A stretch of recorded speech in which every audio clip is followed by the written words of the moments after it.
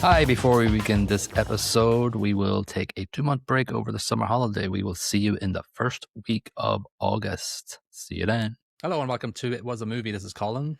This is Niall. This is Supergirl from 1984, directed by Jeannot Szwarc.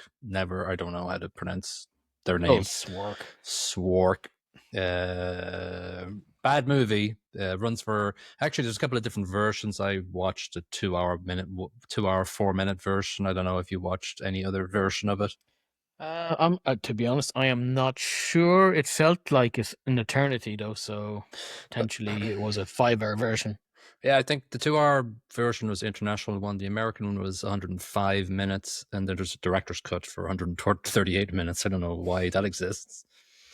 It's bad. It was a bomb. It's rated badly. Rotten Tomatoes 19%, Metacritic 41, IMDb 4.4, Letterboxd 2, budget 35 million, lost $20 million in the box office, and we'll get into the reasons why quite Deserves quickly. to lose money.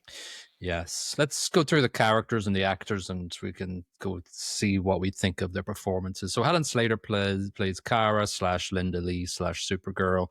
Listen, comes across sweet and innocent, but she can't do anything with the script that she's given. It's terrible. I'm sorry, she's awful. She's a bad actor, but she's a bad actor, and she should feel bad.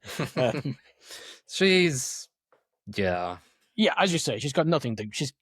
She has to be naive the whole way through it, and that's all she's got. There's no other emotion. It's awful to watch. It's unlikable. You know, there's no arc, there's no redemption, there's no nothing. And even when she's in danger and her city's about to, I don't know what, die or something, lose energy. Lose energy. The batteries are going flat, and she has to go get jumper leads or something. Yes, that's exactly what she doesn't look all that worried about the whole thing. No, she doesn't have a range. It doesn't happen. Nobody has a range. No. Peter O'Toole, what are you doing? Peter O'Toole, okay, you're looking at it going, okay, Peter O'Toole, he's Zaltar, he's the mentor figure, but he doesn't mentor. He's in for 5 minutes at the start, and you show him in 5 minutes. It's probably one of the most energetic moments of the movie. Let's call it what it is. But Lawrence of Arabia to this? Fucking hell. Listen, he has range, and he's attempting to do something here, but he does attempt, especially in the Phantom Zone. He's got a lot of squirt. Oh yeah, squirt. Got it now. Yes. Yeah. It's the one thing I remembered from this movie is watching this as a kid and as an adult. The only thing I remembered was squirt. Now I do remember. I was wondering what you were talking about. Now I do. But yeah, he tries. He's got such terrible lines, and he tries to put his facial emotions into it because he is an amazing actor, but it just doesn't come through. Faye Dunaway, the other big actor in this, plays Selena, the villain. She's from Bonnie and Clyde, Chinatown, Oscar winner for Network. She's nominated for Worst Actress Razzie here, and I heard she was a horrible person on set as well, really terrible to everybody, and nobody liked her. Perhaps she realized how bad the movie was going to be and how badly it was going to be received. Yeah. You go through the cast, but if you're looking at this going, I might watch this, because Mia Farrow was in it. Mia Farrow was in it for 10 seconds. Yes. Rosemary's Baby, another prior episode of ours. So we've got a lot of prior episodes here. Lawrence of Arabia, Rosemary's Baby, and Peter Cook from Bedazzled, 1967. The original, yeah. Yeah, which has its issues as well. But Peter Cook comes across, obviously, Peter Cook's a comedic legend. Has he given anything funny to say? No. I'll answer that. No. He's got his mannerisms. He's just Peter Cook, which is good. I like that. But it's out of place. It doesn't fit. He doesn't fit.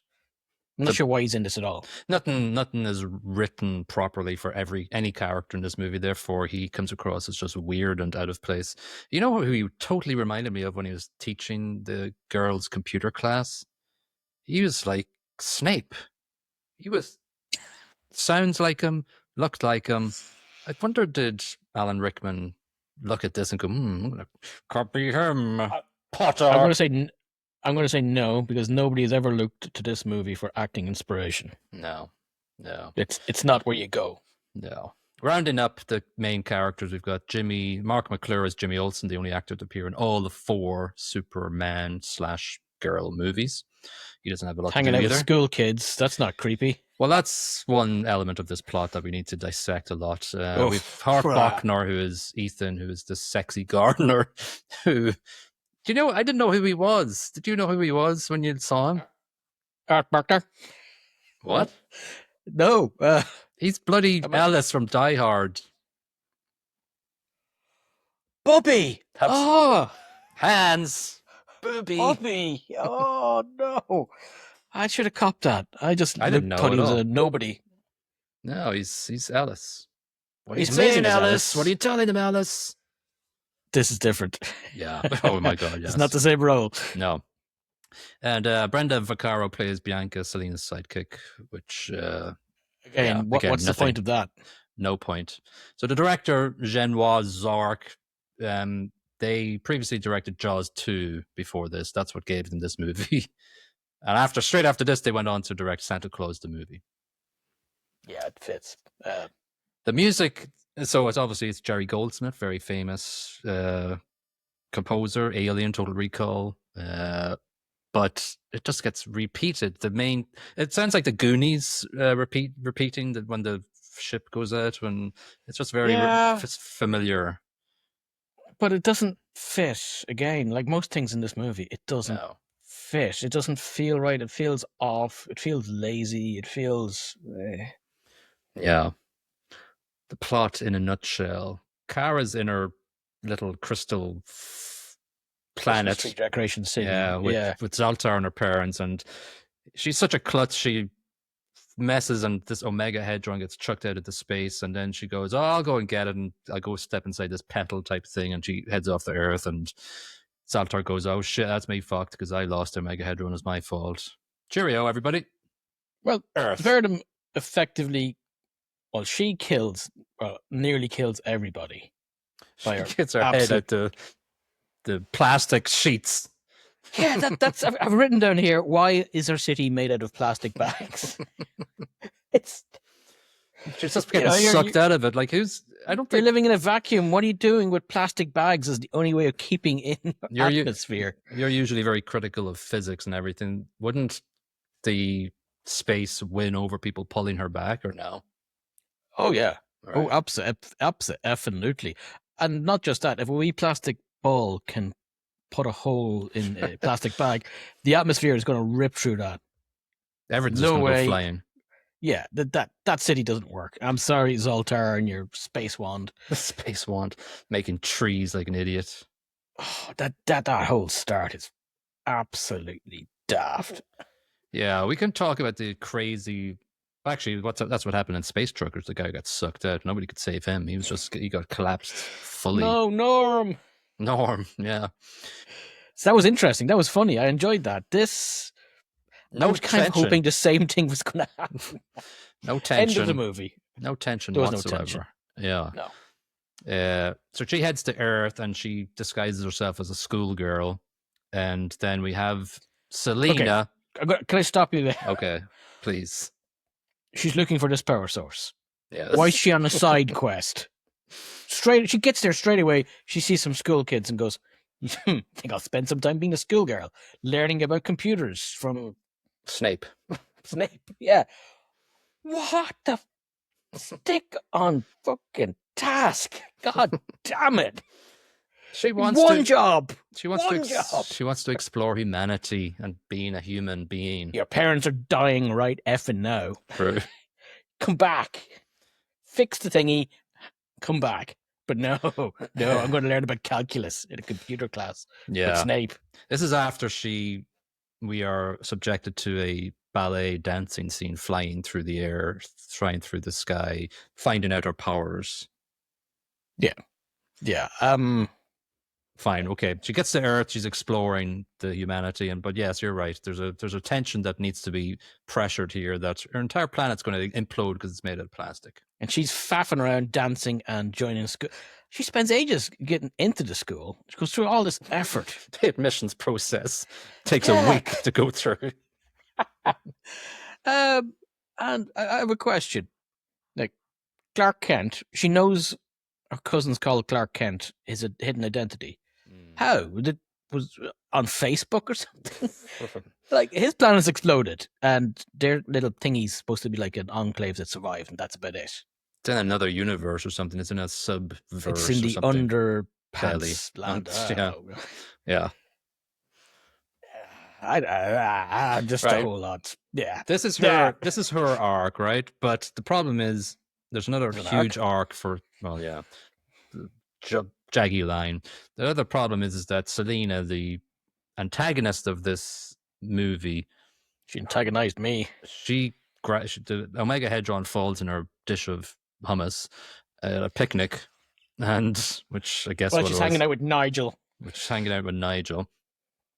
So she then just takes this a massive power source for two things. She wants to use it as a love potion for the sexy gardener, Ellis. And what does she want? Oh, she wants to take over the world second. She wants to have a person fall in love with her first. She's literally a witch. Take over the world first, then do the other thing. Yeah, so she ends up doing that at the end of the movie, but no, she wanted somebody to love first. And that's the crux of the problem with this movie. There's no major tension or danger in this movie because it's just a witch who wants a man, and Supergirl kind of fancies him too when she meets him, and she's exploring how to kiss with a mirror. It's like Grange Hill Supergirl style version mixed with Sabrina the Teenage Witch mixed with shit. But the thing is, if you're going to do that teenage crap, finding love and all this mixed emotions, all this nonsense that I don't care about anymore, don't introduce the jeopardy of her world ending. Right. Why bother with that? Just don't bother. Just have her come to Earth for whatever reason on student exchange. I don't know. Yeah. But the whole world ending thing, oh no, my parents are about to die in 24 hours or something. Yeah, 2 days, I think, or was it? 2 days. She spends an entire weekend faffing around. Oh, it just drives me nuts. Yeah. Kids. She gets involved in school quite quickly with her friend, and I think that actor was 30-something, 37. I think Helen Slater was 19. I was supposed to be Lois Lane's younger sister. Yeah. Lucy Lane or... Why didn't Supergirl Why didn't Supergirl just go to Metropolis and go, all right, cousin, how you doing? Can you help me? Apparently. There's a radio you might have thing, missed isn't there? Yeah. What does it say? I didn't even... Superman is 300 billion light years away on some peace mission. And that leaves it at that. Answer me so this. Lazy. Answer me this, because I don't know the lore of DC and Metropolis and all that. When they're looking at a map at some point and it's like she's in Chicago, is Metropolis supposed to be Chicago, or is Metropolis beside Metropolis is Chicago? New York, New York. Okay. So because I saw the map saying Chicago is in this universe. Okay, fine. Yeah. Okay. So Metropolis is just New York with a different label. Right. Like Gotham. Yeah. So here's the deal. This is Supergirl. Major things are supposed to happen, and she's supposed to solve major issues. The fact that she's based in this suburb where this fancy boarding school is, and it's a little town, you're setting yourself up for failure to not have any tension or danger at the start. What happens in the first dangerous part of the movie? A tractor runs out of control. That's what they focus on. A tractor. A chompy thing. Sexy gardener has run away from Selena because she tried to woo him with her ball of love potion, and he's walking up the street. Yeah. He's walking up the street dazed, and we'd spend maybe 5 minutes of this chompy tractor going, all right, jump. Then finally he just rolls into it, and he's inside. And at this point, Selena or Supergirl's with her buddy, and she does the Superman stuff and runs away and comes and saves him, and that's it. That's the first major incident of the so movie. much drama. The tractor. It feels like it's all set up to push the romance side of it as opposed to the action side of it. Yeah, but that's what's driving. There's no the entire romance. thing. There's no chemistry here between anybody, and the chemistry that's there, or the relationship that's being set up, feels wrong. Well, that's the thing though as well. So it's not actually even real because so Ethan, the sexy gardener, he's supposed to Yeah. the first girl he sees, he'll fall in love with. So as Supergirl opens him up from the thing, she changes back magically into a schoolgirl, and he is a gardener, works. a Yep. full-time employee, probably in his 20s, and he's going to hook up now with a schoolgirl. That's We're right. supposed to like all this. of it's wrong, and it's against his will Yeah. for the first bit until it isn't against his will, but he's still okay with hooking up with a teenager. This is a good movie. So they try then. Okay, so they go from tractor to then Selena sends an invisible beast to her to chase her down. So she goes back to the dorm, starts practicing. I have issues here. Starts practicing kissing on a mirror, but then then she sees trees going down and then big footsteps in the grass. Lazy ass feckers. Oh, we can't be arsed making the We're not going to monster make look a like monster. That costs money. We'll just have him a shadow beast. Oh, yeah. Will we bother showing a shadow? No. No, we won't even bother with a shadow. We'll just have wind and stuff and trees going. Yeah. Fence fell over. Must be the shadow beast. It's out of place as well. It's sort of like gone from Selena controlling a self-driving tractor to now this other end of the spectrum of an invisible shadow beast. And in the right spectrum of danger could be okay if there was other elements before and after it, but there's not, and so it looks totally out of place. How she defeats the shadow beast annoys the living shit out of me. I don't even know how or why it works.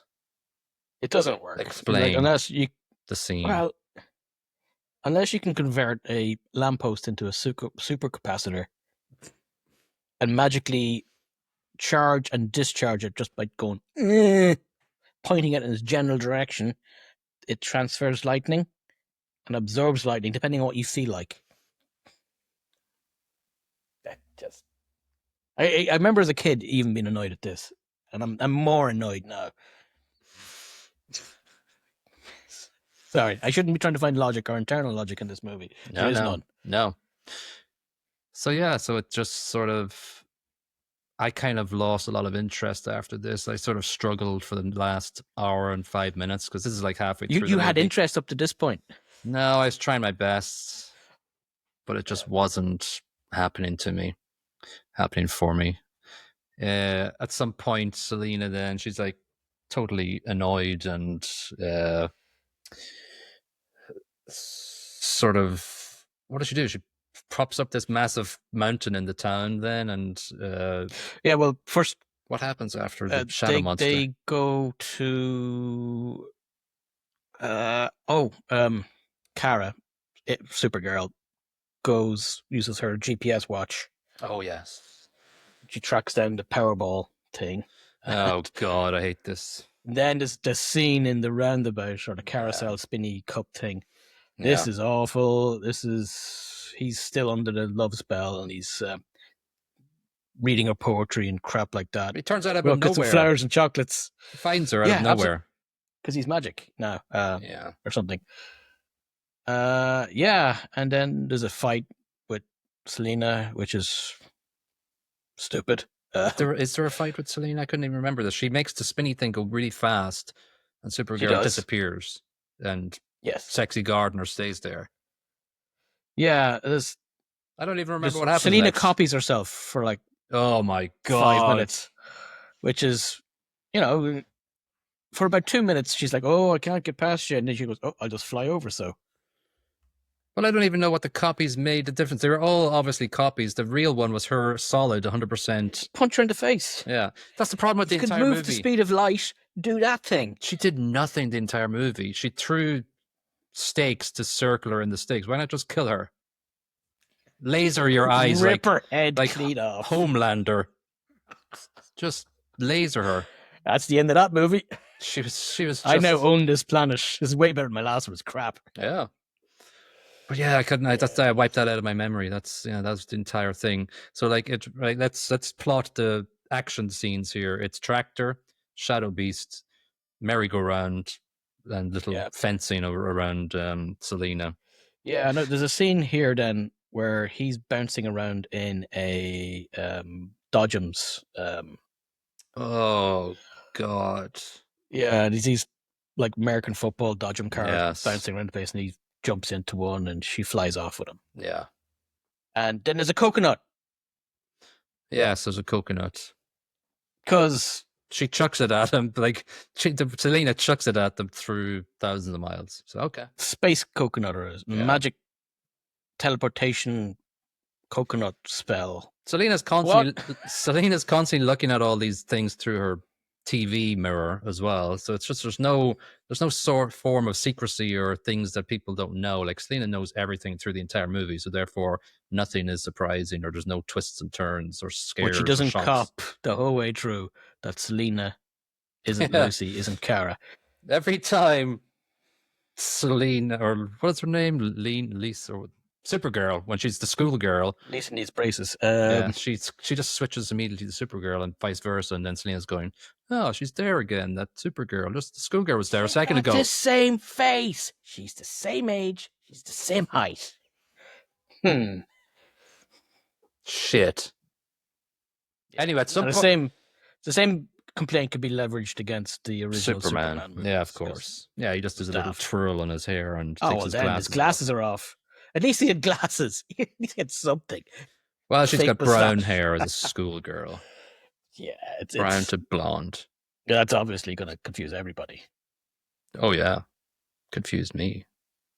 Yeah, I don't know what else going on. Anyway, for some reason, I don't know how it happens. I don't think we should get into it, but Selena grabs Sexy Gardner and puts him under a spell to be her slave or something, and then captures Supergirl at some point by putting her into a mirror and then fucking her off to the Phantom Zone, and then she falls into this lake of shit, which I found out today was like black toothpaste. They said must have been. Oh, nice. Really? Yeah. Nice. At least she was minty fresh. Exactly. Yeah. 9 out of 10 dentists recommend falling into a pool of black toothpaste. Yeah.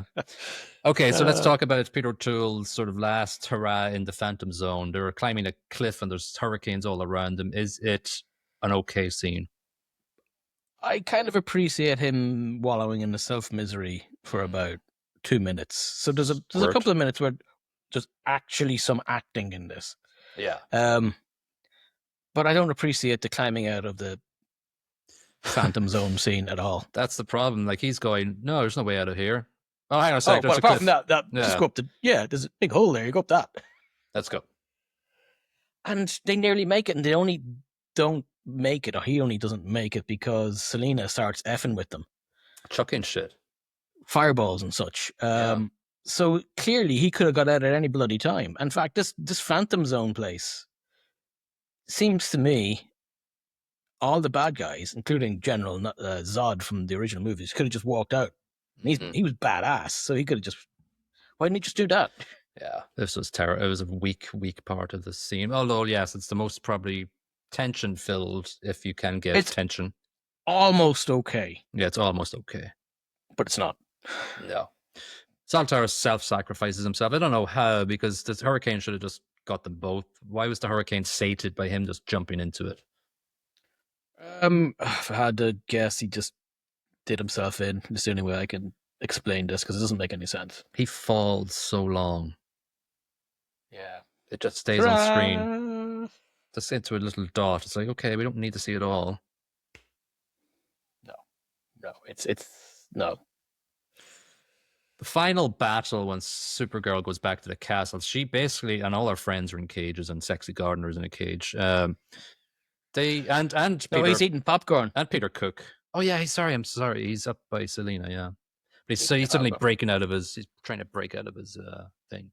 No, he was doing popcorn earlier on, not this time. While they were watching them in the Phantom Zone trying to climb out of the... Oh, really? By the time she got there, he was not eating popcorn. He was sort of... Finished it. Standing in the throne room, yeah. The problem with this end scene is that Selena just chucks loads of shit at Supergirl and she just stands there not doing a thing for 15 minutes. Again, she can move at like the speed of light. Which she does in the last second. Yeah, just start with that. But no, she allows Selena to do everything to her. And just, it could have been done in 1 second. Or we could have actually created and wrote a script that made it last for 15 minutes and made it more exciting by her doing her actual superpowers, which she has, but she doesn't use them until the last second where she lasers. What does she laser? I don't even remember what she lasers. Don't know. I don't think she even does lasers. Sharks with lasers. She just does a whirl. She does the speed of light thing around her, and hurricanes. She spins around, and it makes no sense because Selena has summoned this big, massive demon jobby. We can actually see it kind of this time, and it's stretching Supergirl. Yes, with really bad camera effects, really bad. Like one of the worst things I've ever seen in my life. And I was so delighted when that ended because I felt stretched. My attention was definitely stretched here. And then she goes to spinny thing, and then the monster eats Selena. I don't know. In the hurricane, and they get sucked into the mirror. Yeah, but what? I don't. It's very unclear. Supergirl gets out of the monster's grasp by Zoltar going, "You can do it, Selena, or you can do it, Kara. All right." Yeah, so he's a good guy now for reasons. Well done, Nigel. And then sexy gardener guy puts the lid on the, or shakes it and goes, "Yeah, I don't know." No, wasn't it Zoltar in her head going, "Oh yeah, you can do it." Peter Cook did say something. All right. Yeah. Go on. Use the force look or something. I don't know. Something bullshitty. Yeah. It's not great. It's terrible. It's not.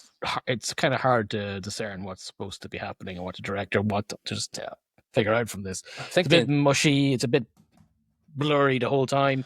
The entire movie does Supergirl bad.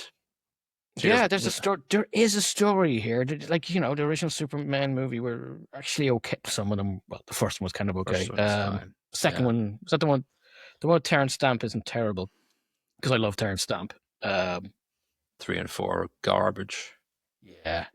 After that, There's something there, and 1984, right? It's not bloody 1940s, 1950s. People were innovatively making movies in the 80s, and they could have gone a few steps further than just 2 love angles and falling in love. Feels like a cash grab. It feels very girly, like faux feminist, like it's yeah. But it's here's the thing though, that's maybe where they tried to go with this, but all it did was be remarkably misogynistic in their approach. True. Because they thought, well, girls, they love romance. Let's give them that. That's what we want. Instead of making her strong and making her competent, she falls in love. And then the bad person, who's a witch, wants to fall in love. Yeah. Because they're women. That annoys the shit out of me. Not because I'm super feminist or anything, because it's lazy, stupid writing. Yeah. Even for the 80s, it's stupid. Yeah. God damn it. And then the movie's over. Chiefs. Crunchy. Goes, farewell, I'm out of here. Off back home with my Duracell battery. I should have went home about 3 or 4 days ago. Actually, sorry, my entire planet's dead. Or underverse or whatever the hell it is. Underpants. Yeah, we don't even know if she saved her Argo City. Yeah, in the lore of the story, they all die. Yeah. The end. And she's messed up in the head. And in the modern take on it now, she's a orphan. Yeah, there's a whole lot. Like I was looking up graphic novels last night. There's like so many different variations of the story. Like she gets foster parents on Earth, and blah blah blah. Yeah, there's all different ways of doing it. I wonder what the plot will be like. There's also this dog in the new Supergirl movie, Crypto. I was going to say Astro. I watched the new Superman movie. Not terrible. Like compared to the last few Superman movies, I've seen them all, and they're all garbage. This one was fine. Crypto was kind of interesting. Even though he's a CGI dog. Yeah, CGI dog. I saw it in the Supergirl trailer. He was based on a real dog, though. They had a... Oh, of course. Like green dots on a real dog. Get in there, move around. Do some acting. Yeah. All right, plot. We've gone through it. We've gone through the issues. And they are legion. The problem is like as we said before, in so many ways, the film doesn't know whether it wants to focus on her discovering herself on Earth or solve this cosmic quest she's on to get this Omega Hedron. And the Or problem is to the get her enemy- rocks off with some hot gardener. gardener. Then the problem is her enemy, the witch, wants the gardener to fall in love too.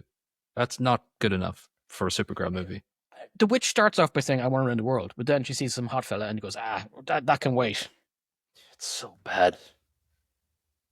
It does It both seems like it's Supergirl simply... and Selena bad. Absolutely. I'm There's a lot more. Like for what it could be, I'm going to give it 0.25 because it just annoys me that how badly they took it. It shits on the source material in a massive way. It really does. Yeah.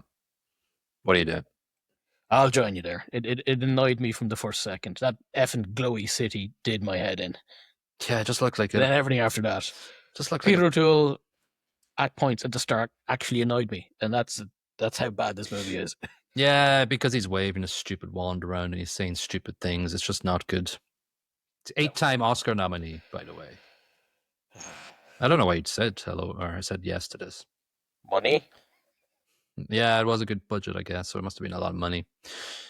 You probably hate Helen Slater. I thought she's she's not a good actor, but I think she does what she can do with it. Faye Dunaway is actually okay for what she's given. Okay, given what she's presented, yeah. And listen, I don't know if Supergirl was actually as bad as an actress as I think she is, but it's impossible to tell with the dialogue she's given and with the source she's given and the range she's allowed to use. Yeah. There was one moment I thought she was interesting in the Phantom Zone where she's chatting to Saltar about him giving up. And she stops being, for 1 second, she stops being so naive and vulnerable. And I liked her then for about 5 seconds. I thought, oh, maybe there's a glimmer of hope here in her acting ability. But then it just goes right back. That's true. That's the best part of it, when she loses her powers and she feels more vulnerable. Like she is kind of vulnerable on the earth, but she's Supergirl. But when she gets there, she does an okay job of presenting that. But yeah, it's fleeting. Very fleeting. So yeah, sexy gardener is nobody. He's just passive. He doesn't have anything to say.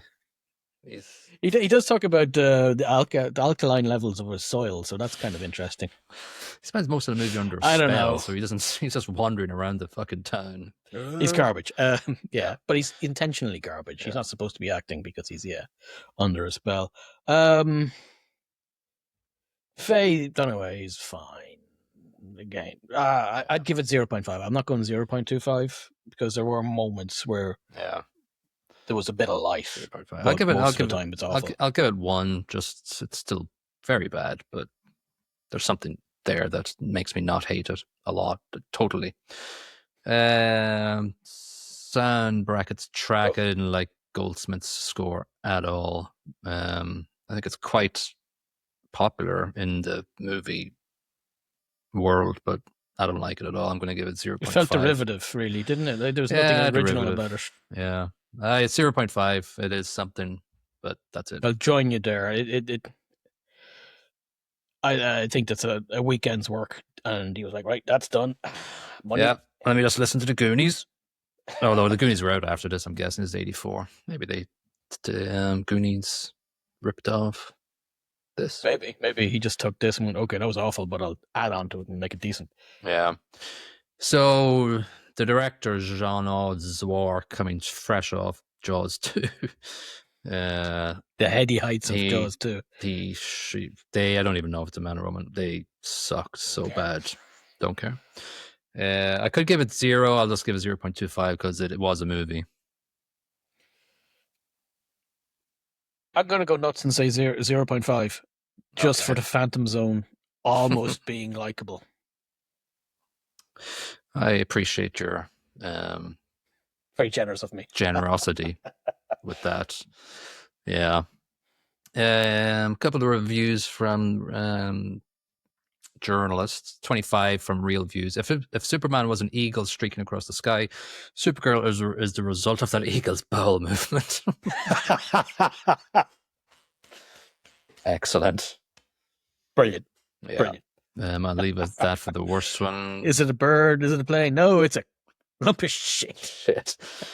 Rita Kempley in the Washington Post gave it 80 back in 1984. It is a wonderfully wacko work sparked with Cook's oomph, Dunaway's cackle, and the superstar power of the sensational Slater. What a face. As long as people prevail over effects, Supergirl glitters, she glows.